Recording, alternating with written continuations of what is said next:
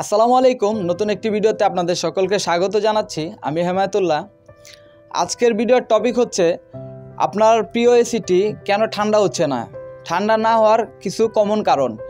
আসলে ঠান্ডা না হওয়ার অনেক কারণ রয়েছে, তার মধ্যে আমরা কিছু কমন কারণ নিয়ে আজকে আলোচনা করব।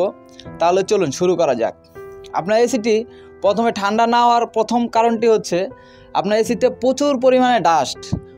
ইনডোরে ডাস্ট আছে ফিল্টারে এবং আউটডোরে ডাস্ট আছে, যার কারণে আপনি ওই পারফরমেন্সটা পাচ্ছেন না ঠান্ডার। দ্বিতীয় কারণটি হচ্ছে খুবই কমন, যেটি হচ্ছে আপনার সিস্টেমে যদি কোনো কারণে লিকেজ হয়, যার কারণে গ্যাস বের হয়ে যাবে বা গ্যাস কমে যাবে, সেই ক্ষেত্রে আপনার এসিতে ঠান্ডা কম হবে। 3 নম্বর কারণ হচ্ছে কোনো কারণে আপনার শখের এসিটির কম্প্রেসর না চললে। কম্প্রেসর না চলার মাঝেও আবার কিছু কারণ রয়েছে। এক হতে পারে আপনার মেকানিক্যালে প্রবলেম, হতে পারে আপনার কম্প্রেসরের কয়েলে প্রবলেম, হতে পারে আপনার ক্যাপাসিটরের প্রবলেম। যদি নন ইনভার্টার হয়ে থাকে, নন ইনভার্টার কম্প্রেসর হয়ে থাকে, সেক্ষেত্রে ক্যাপাসিটরের প্রবলেম থাকতে পারে। আর যদি ইনভার্টার কম্প্রেসর হয়ে থাকে, সেক্ষেত্রে তো অবশ্যই ইনভার্টার কম্প্রেসর ড্রাইভার ব্যবহার হয়। কম্প্রেসর ড্রাইভারও অনেক সময় প্রবলেম থাকতে পারে, এই জন্য কম্প্রেসর রান হবে না। আর কম্প্রেসর রান না হলে আপনার সিস্টেমটি ঠান্ডা হবে না। 4 নম্বর কারণ হচ্ছে আপনার শখের এসিটির যে আউটডোরটি রয়েছে, আউটডোরটিতে একটি কন্ডেন্সিং ফ্যান রয়েছে কন্ডেন্সারকে ঠান্ডা করার জন্য।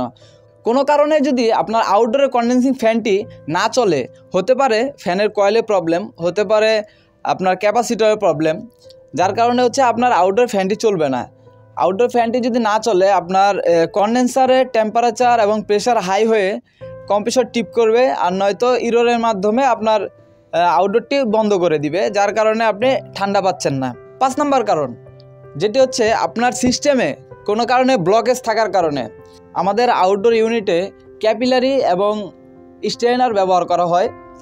এই ক্যাপিলারি বা স্ট্রেনার কোনো কারণে যদি ব্লক হয়ে থাকে, ব্লক থাকার কারণে প্রপারলি সার্কুলেশন হতে পারবে না, তখন আপনার এসি থেকে ঠান্ডা কমে যাবে। 6 নম্বর কারণ, যেটি হচ্ছে আপনার ইনডোর থেকে আউটডোরে কমিউনিকেশনের জন্য হতে পারে কমিউনিকেশন কেবল ব্যবহার হয়েছে বা সিগন্যাল কেবল ব্যবহার করা হয়েছে। কোনো কারণে যদি ইনডোর থেকে আউটডোরে কমিউনিকেট প্রবলেম হয়ে থাকে, সেক্ষেত্রে তো আমার আউটডোরটি চলবে না। আর আউটডোরই যদি আমার না চলে, সেক্ষেত্রে তো আমার ইউনিট হতে কোনো ঠান্ডা পাওয়া যাবে না। 7 নম্বর কারণ, যেটি হচ্ছে একেবারেই কমন একটি প্রবলেম, যাদের বাসায় হচ্ছে ছোট বেবি আছে, তাদের বাসায় এই প্রবলেমটি হয়ে থাকে। সেটি হচ্ছে আপনার রিমোটের মুডের প্রবলেম। আপনি যদি সঠিক মুডে এসিটি না চালাতে পারেন বা না চলে, সেক্ষেত্রে কিন্তু আপনি ঠান্ডা পাচ্ছেন না। আপনার এসিটি অবশ্যই অটো মোডে বা কুল মোডে থাকতে হবে। যদি ড্রাই মোডে থাকে, ফ্যান মোডে থাকে, সেক্ষেত্রে আপনি ঠান্ডা পাচ্ছেন না। আপনার এসি সম্পূর্ণ ঠিক আছে, কিন্তু আপনার মুডের কারণে আপনি ঠান্ডা পাচ্ছেন না। এসি ঠান্ডা না হওয়ার এই 7টি কমন প্রবলেমই আমাদের আজকের ভিডিওর টপিক ছিল। আশা করি সকলেই বুঝতে পেরেছেন।